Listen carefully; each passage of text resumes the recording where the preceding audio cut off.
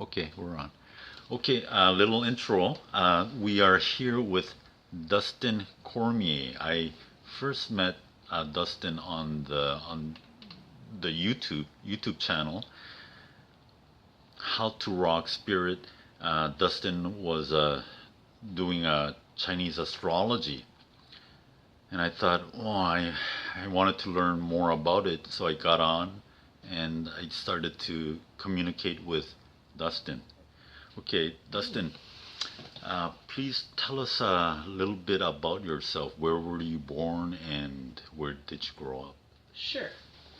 Thank you so much, John, and I appreciate you having me here at your wonderful abode. Yeah, my name's Dustin Cormier. Um, I'm born and raised in Whitby, Ontario. It's just about 45 minutes east of Toronto. Um, and I'm right close to the lake, I'm very happy to say. I've always been able to go down to the lake and to little forests around my area, which are a huge piece of my consciousness. I was born to my mother, Terry, and Dan, both musicians, and I think that that's part of why my life is so full of music, is because I've always had a musical family to sort of have as a supportive backdrop for my own musical wanderings. Okay, so what inspired you to get into Chinese astrology and to teach it? Mm-hmm. Well, Chinese astrology is something that I've been deeply interested in since about, I'd say, 2014. Before that, about a year or two before that, I was getting into Western astrology. Western astrology talks about where the sun was in the sky at the moment that you were born. The Chinese astrology I got into simply out of curiosity. I wanted to know what it was all about. In the same way that I wanted to get into Western astrology, I actually got into it to disprove it, ironically. I find that lots of people have, on the astrology path, do a similar thing. I consider myself to be a scientist and a skeptic. So when I was hearing about astrology, I'm very interested in religion and mysticism. And I'm always interested in finding out a biological, scientific thesis or reason for things. And when I first heard about astrology, I thought it was just silly. It was bogus. So what I did is I wanted to know for myself if this astrology stuff is true. Well, how can it be true? And it can't be. So the first thing I did when I really got into astrology, I read a book. It's called Sextrology, and it talks about the nature of your sign as it participates in the erotic and in sexuality. And it also talks a lot about your body. Just at a chance thing, I went to Chapters where you can buy books and stuff, and I read that sextrology book, and it talked about the Scorpio. Later on, I learned that I've got 3 very important planets in Scorpio in my astrology chart. And you can only have so many planets in so many places. So because I had 3 out of the 7 planets in that sign, as it was, I embodied the Scorpio a lot, mentally and also physically. They say we've got long, wiry arms, and we tend to be very interested in health and having muscle, and we can have a interest in breaking through things, in researching, and these sorts of things. And as my scientific, philosophical mind, I was reading these things and thinking, wow, that really does fit me a lot. Even in my body, what they described to the Scorpio body, I deeply related with. Um, of course, you can find little bits of every sign in yourself. Uh, so it was still subjective. I was thinking anybody could read this and probably feel these things too. But the more I read, the more I distinctly felt myself to be a Scorpio. Where the Chinese astrology comes in is basically the same reason. By the time I got into Chinese astrology, I was already pretty on board with the Western. Through my own experimental observational observation of my own behavior, I observed Scorpio traits in myself being stronger than any of the other signs. Just, you know, again, it's subjective, but that's how astrology tends to work. It's a behavioral science. If you see these behaviors in yourself, you accord with it. In Chinese astrology, I'm born in the year of the goat, 1991. I looked up what the nature of the goat is all about, and I deeply related with it. They say that the goat, it climbs up its own creative mountain of inspiration in its own time, just like any goat. It's not being really pushed by anything else. It follows its own internal vision of how to climb the mountain of its own success, whatever that success might be. Whether it's emotional success, whether it's romantic success, whether it's financial success. Usually, hopefully, they all kind of combine into one. But the big metaphor for the goat is that they are slow, patient, persistent go-getters towards their own inspiration. I read all these things, and I deeply related with it. The symbol of the goat, climbing, plodding slowly in my own way towards all these things that are very far out, very mystical, very interesting, and definitely different. There is, with the goat, a tendency towards the type of person. They also say that goats, they eat paper, which means they eat money. they can be impractical with money, and they can be very interested in making a soft space for themselves to enjoy whatever it is that they like to do, for better or worse, of course. Every sign has positives and negatives, just like every person has positives and negatives.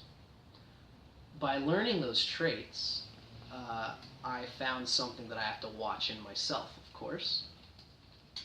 And I saw that in myself. I saw that I was this person who got out of high school, had various interests, musical interests, and all these things. And I thought, well, I'll just go out and get some job, just enough to make me just enough money to keep my house, to keep my family, and to research all these wild things in my own time. That's why they say the goat eats paper. It's because if they don't get something going on, they can sit in their own little isolated bubble and research whatever they research, or a lot of us play video games and even get into drugs and, do things that are like a little isolated womb. And eventually the goat gets sick of that if they stay in that womb too long. Usually that doesn't happen until about the age of 25 for the goat. They get sick of how isolated and warm they try to keep themselves, and then they go off and do something else. So that kind of happened to me. I kind of saw it all happening, and that was about 2014. I saw many of the negative and the positive I try to own the positive while keeping the negative in my awareness and at bay, while still taking advantage of the positive traits of that creative isolation. So that's why I got into the Chinese astrology. All these traits, again, anybody can see in themselves. Anybody can get caught in an isolated little womb of creativity and do drugs and all these things. But I saw them particularly in myself, more than any of the other signs. It's an internal science, you could say, a subjective behavioral science, that you just gotta feel in your own intuition. And that's, of course, the problem of astrology as a so-called science. But when you get into it, and if you really feel that it's a thing, for someone like me, that was all the affirmation that I needed. And from then on, I guess to answer your question, I got into it in order to try to disprove it. And what ended up happening was exactly the opposite. I think it's interesting because I got onto your YouTube channel because I was feeling down, I was feeling depressed, and I wanted to fortify myself to look up my sign, which is Year of the Horse. Mm-hmm. And I felt much better just like listening to your voice and confirming my own strengths. Yeah, I believe it's beneficial, and I believe that is why so many people in this world are interested in astrology. Well, It's a way of affirming positive traits in the self. yes, yes. Yeah, I like whether.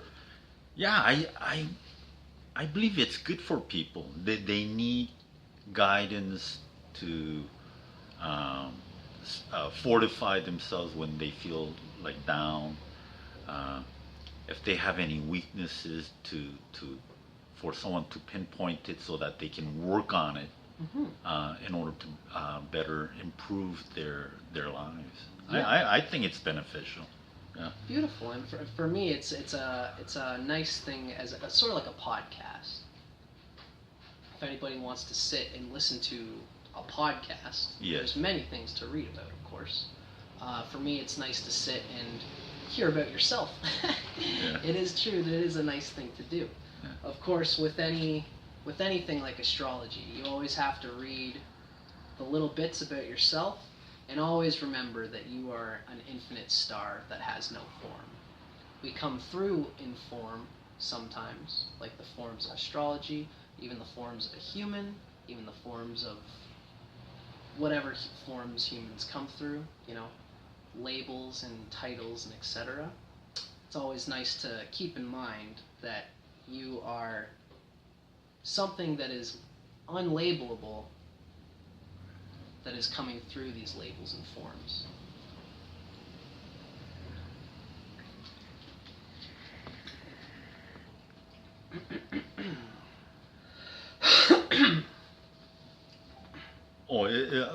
Do you have anything more to say about the astrology part? I could talk about it forever, but I'd say that's really how I came about the whole astrology, and that's a big part of my philosophy on it. And if anybody's interested, you can always look up my channel, How to Rock Spirit, and look up some of the little things that I talk about on there. I've tried to make a space on YouTube where people can explore for themselves whether these archetypes might suit them through the medium of my own voice.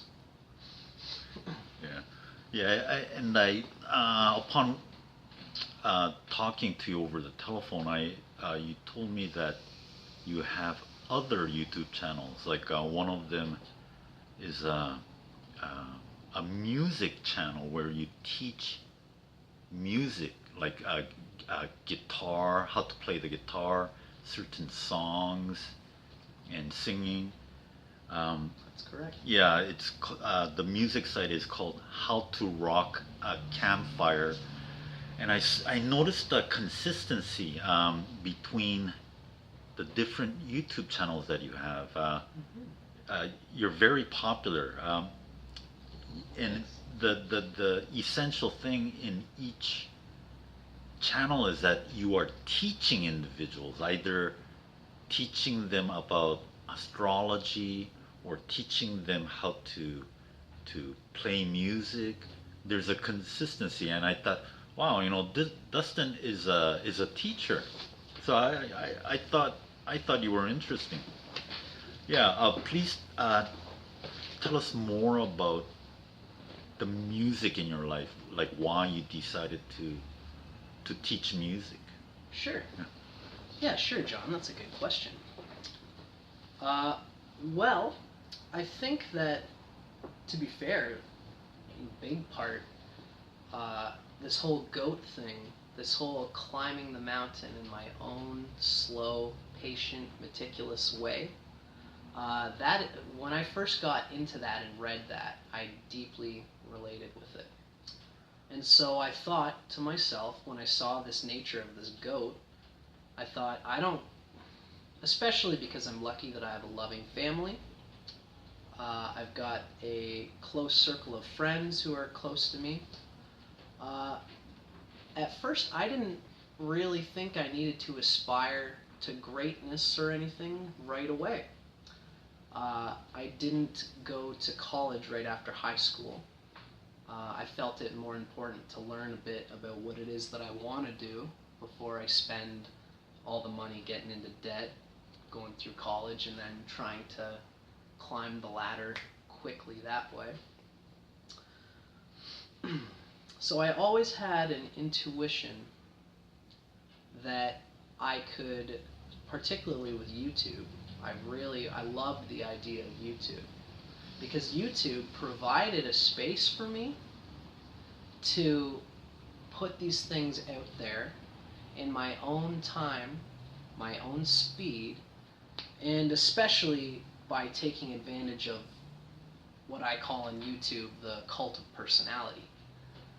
And I mean that in a positive way if you think I don't, because I'm a part of it. When people come to my channel to learn how to play Blowin' in the Wind by Bob Dylan, or any sort of easy guitar song, they come for the song and they stay for the wild hippie guy with the long hair and the goofy personality, right?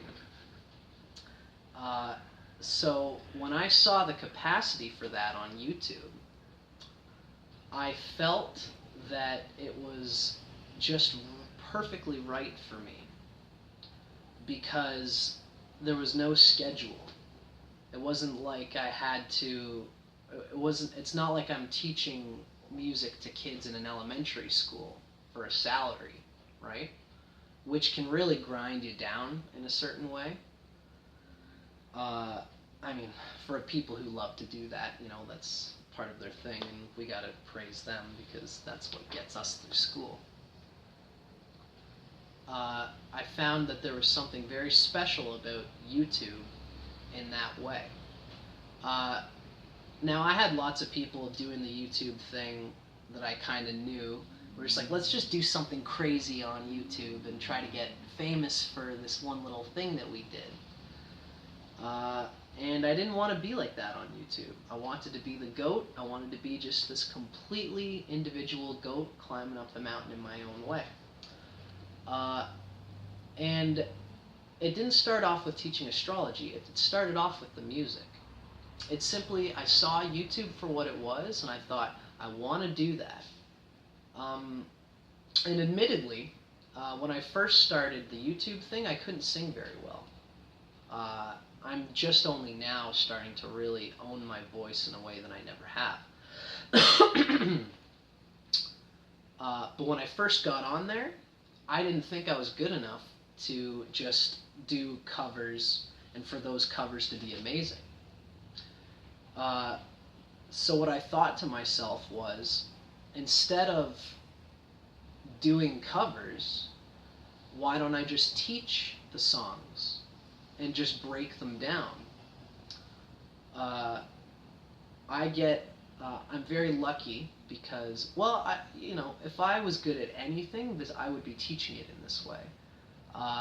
If my family was into martial arts or into sports, I probably would have been breaking it down in the same way too. But as it turned out, my family is musical, and I'm very happy for that. I have so much deep love for music. It's just so in my bones. Basically, and since probably about grade 8, which is just before high school, so I would say probably when I was about like 14 years old, I got my first guitar. So when I think about it, I was actually learning to play the drums from my father at about 10 years old, which is a very important thing in music. It's really the basics. In one of my videos, I say the rhythm and the timing of the band is the glue that keeps everything together. So I always knew that rhythm and timing is a very important thing. If you've got 5 musicians in a room and they could all go boo, boo, and they could just do these amazing things, but if they're not in time together, they might as well not even be playing with each other, right? Part of what makes music what it is that we're all in the same time, we're communicating, and we are having a conversation, and we're not just speaking, we're also listening. That's part of what makes music so special. So I'm very glad my father taught me the drums first. Eventually, I wanted to go further than just the drums. And so I learned the bass. I learned the bass before I learned the guitar. I felt like it was a more natural build-up. Because the bass and the drums are almost like, they're both the rhythm section. They're the waves underneath the music, and then the lead players, the front men, tend to go on top of that. And so since I was already steeped in the rhythm of the drums, I thought, I'll learn the bass. And the bass has notes. The bass does have pitch in music. So it was just a natural progression from there. Now, my father plays the drums, and he also knows the bass. And he plays a little bit of piano, too. He plays the piano like a drum, interestingly. You can tell he's very rhythmic about it. Dun, dun, dun, dun, dun, dun. But he does know the pitch. He does know the notes. Although he wasn't an expert on tone theory or on musical tones. He was he was a real expert at rhythm theory.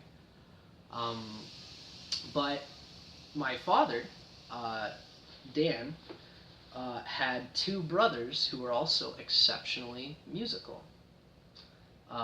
That's part of why I'm saying that I'm very lucky. Interestingly, for those who might be interested, my grandfather was born in 1931. So my grandfather was born, I was born exactly 60 years after my grandfather, right? He's born in 1931, and I'm born 1991. Just for a quick breakdown of what that means, relating to Chinese astrology, there's 12 signs, and they go through the 12 signs in a five different cycles. So let's say 1931 was the metal goat, just like I'm the metal goat, because there's only 60 combinations in total. So I'm the same sign as my grandfather. I'm so happy to say. And they actually say that that's good luck, because that means that the consciousness of my dad's family was like the goat, which was individualistic. So my grandfather nurtured that goat in all of his children. Not all of them were goat. My dad was born in the year of the pig, the boar. But everyone has a little goat inside them that wants to do its own thing for its whatever it wants to do. So all of my grandfather's children, including my dad and my uncles, were encouraged to play music and to climb their own creative, inspirational mountain, so to say. So, so my uncles on my dad's side were also very creative and very musical. So after I learned, fast forward to when I was learning the drums, I learned the bass, and when it was my turn to learn guitar, my uncles were super excited. All right, Dust, let's get you a guitar. I even also learned piano from my uncles. So my father's side deeply, deeply nurtured my musical love and my musical inspirations. And that's just on my father's side. My mother's side is also very musical as well. But it's from my Uncle Tom in particular, who I am deeply indebted to, because he invested once a week for no money. My mom, even after, it's just fun. Family's such a funny, beautiful thing. It's like it shows that we're all different fingers on the same hand. My mother and my father had divorced when I was about grade 2. And even though that happened, my Uncle Tom had a deep love for me, obviously. And my Uncle Tom also loved my mother still, even though my father and my mother had divorced. And my mother's always very much taken care of me. So when my mother came to my Uncle Tom and asked to teach me, he did it for free, right? So once a week, this guy made an investment in me with no question of a return. I'm so indebted to that guy. And my other uncle, my Uncle Rick, also deeply taught me how to play the bass in these things too. So once a week I would learn guitar from my Uncle Tom, and he taught me theory. He taught me pitch. He taught me all the scales, all the chords. He taught me the bones behind the music, and all these funny little metaphors. So when it came time for me to realize what YouTube was all about, I thought, well, I'd love to teach something. And I was already very knowledgeable in music because of the training that my family had put me through. I thought, the way I saw it, it was just this mutual abundance of opportunity for me. For me to talk about something, and I'm already musical, I might as well teach what I know and continue my family lineage in a sort of way. I like to think that I tried to do for the world what my Uncle Tom did for me, for no reason. You know what I mean? It wasn't until later that I realized that you can make money off the advertisements on YouTube. Then I was like, well, now I really want to do this teaching guitar thing because now I can get a little bit of money for it. Mind you, I don't make any money off of it now because all the songs I do on my channel, How to Rock a Campfire, they're all copyrighted, which means the person who wrote the song that I'm teaching gets most of the money that I make off of advertisements. But as a person in the entertainment field, it doesn't hurt to get my face out there. So that's why I was like, I'm just going to keep doing it. That's the essential root of why I started teaching guitar online. I also, a huge part of my whole story is that I started experimenting with like mushrooms and smoking cannabis around like 2010, 2011. I had a very deep experience on mushrooms, an experience of there being a consciousness over top or within my own consciousness. Sort of like in the same way that I said it about family, I'm thinking more in a spirit way now, or the spirit of the earth.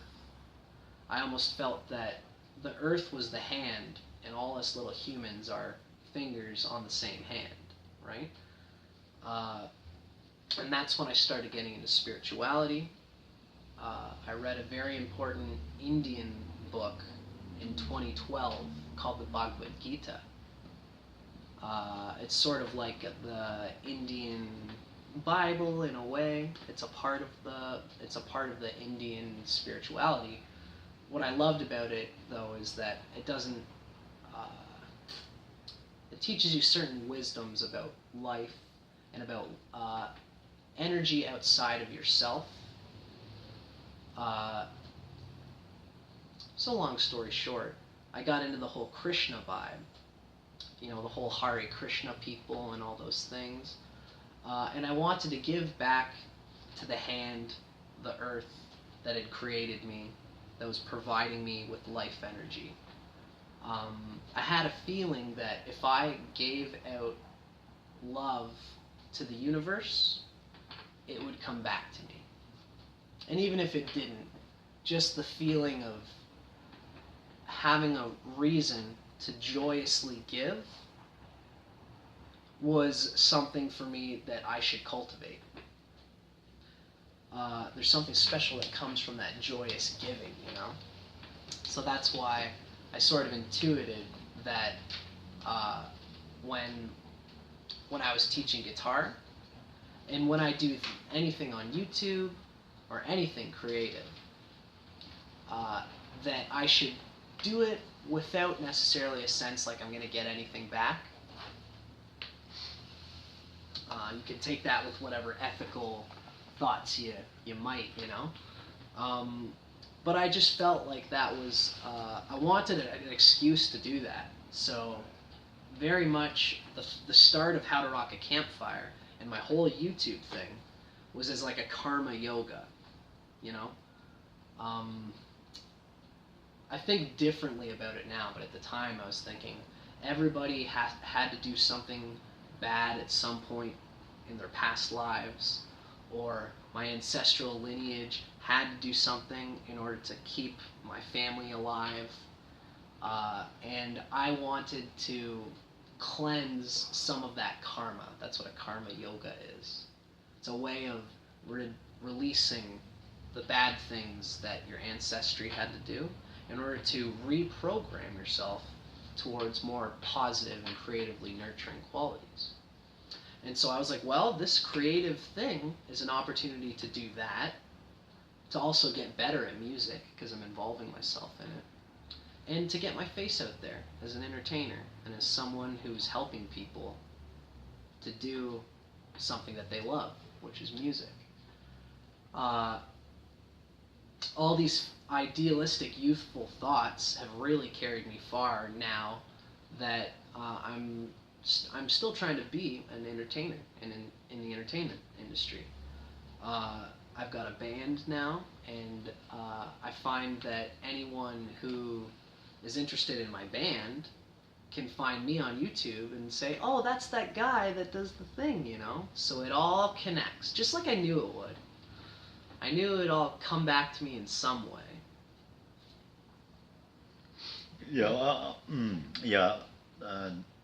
On our telephone conversation, you also stated that you're into real estate, or is it something that you want to do? Is it a future venture? That is something that is it's a deep pillar of my consciousness. One of the reasons that I could do this whole YouTube thing was because I have a house and it's paid for. How that happened,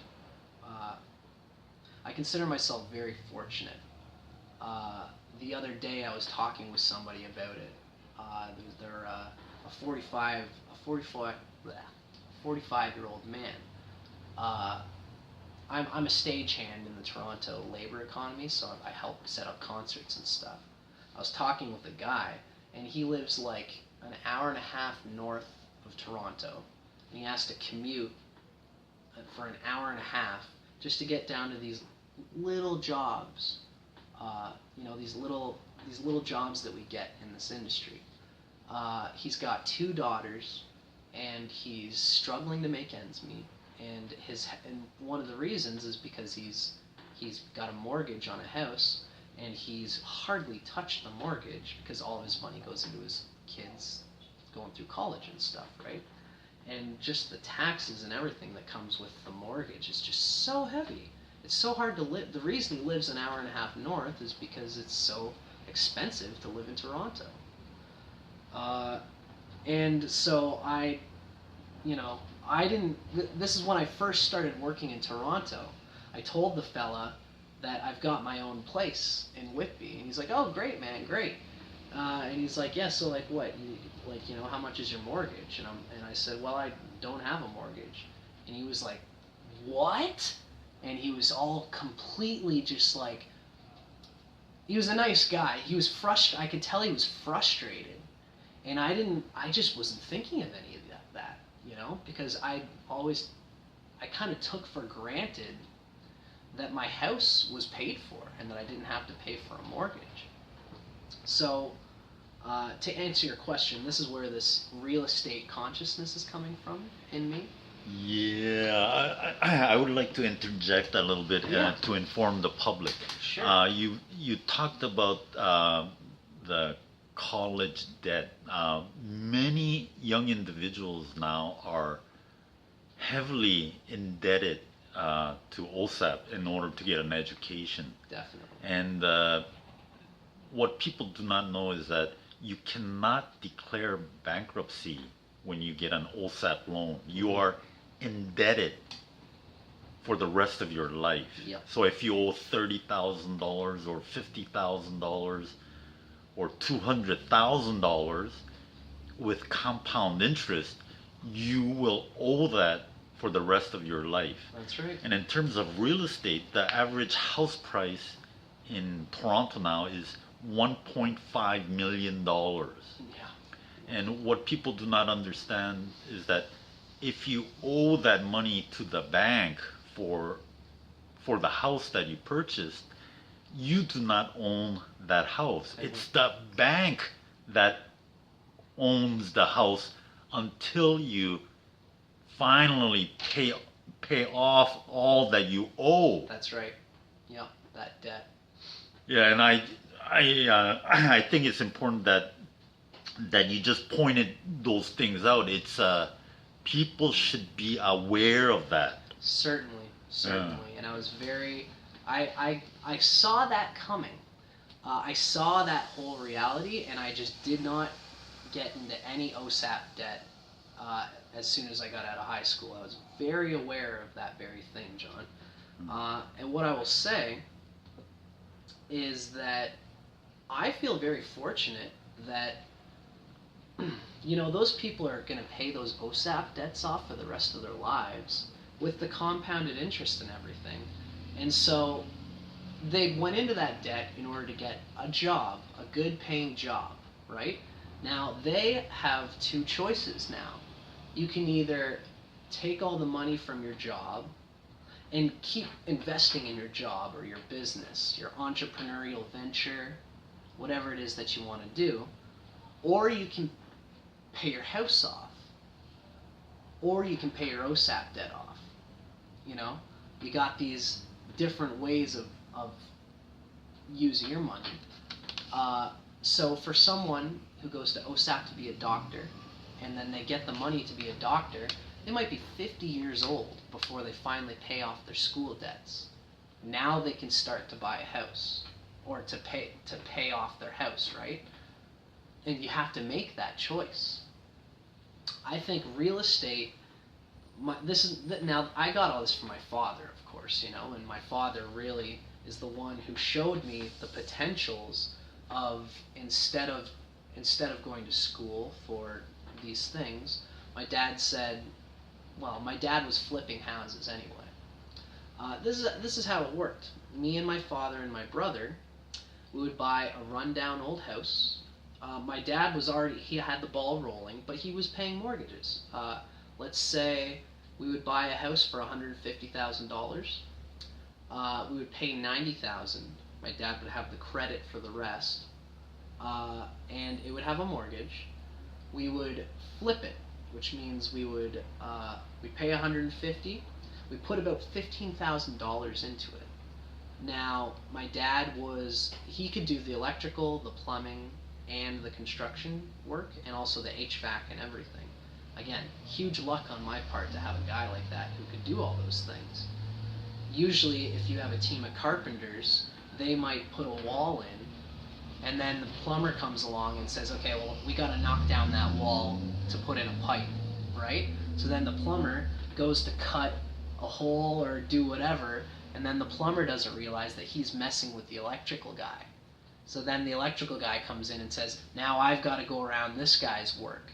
And when he goes around this guy's work, he messes with another wall of the carpenters, because you got 4 different objectives and 4 different teams, and there's no centrality of consciousness.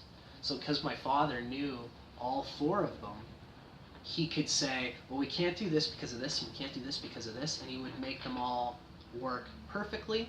He knew all the codes, and he knew how to do everything to the standards. So he was the mastermind, and me and my brother were the brawn. We could just kind of come in and, smoke a joint and sort of like help my father do whatever it is that he had to do, and we were the muscle, and that way he wouldn't break his back, and that's how this whole thing came to be. We made this little Cormier construction team.